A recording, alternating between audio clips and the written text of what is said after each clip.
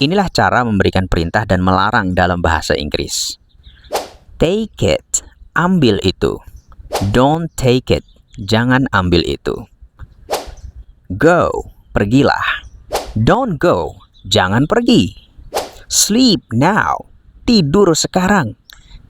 Don't sleep, jangan tidur. Open the door, buka pintunya. Don't open the door, jangan buka pintunya. Stand up now, berdiri sekarang. Don't stand up now, jangan berdiri sekarang.